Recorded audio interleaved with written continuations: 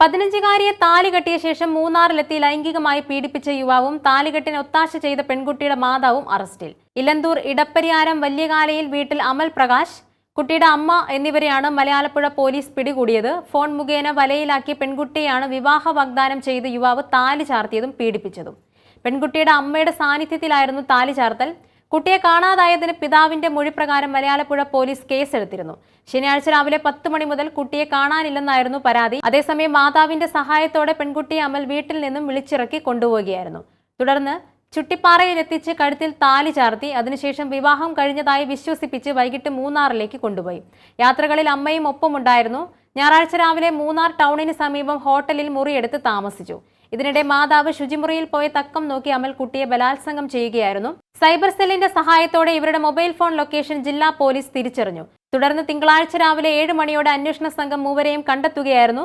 പെൺകുട്ടിയുടെ മൊഴിയുടെ അടിസ്ഥാനത്തിൽ അമലിനെതിരെ ബലാത്സംഗം, പോക്സോ നിയമപ്രകാരമുള്ള വകുപ്പുകൾ ചേർത്തും കേസ് രജിസ്റ്റർ ചെയ്തു. കുട്ടിയെ കോന്നി നിർഭയ ഹെൻറി ഹോമിൽ എത്തിച്ചിരിക്കുകയാണ്. സംരക്ഷണ ചുമതലയുള്ള വ്യക്തിയെന്ന നിലയിൽ ഉത്തരവാദിത്തം നിർവഹിക്കാത്തതിന്റെ പേരിൽ മാതാവിനെ ബാലനീതി നിയമത്തിലെ വകുപ്പ് പ്രകാരമാണ് അറസ്റ്റ് ചെയ്തത്. പിന്നീട് തുടർ നടപടികൾ പൂർത്തിയാക്കി പ്രതികളെ കോടതിയിൽ ഹാജരാക്കി.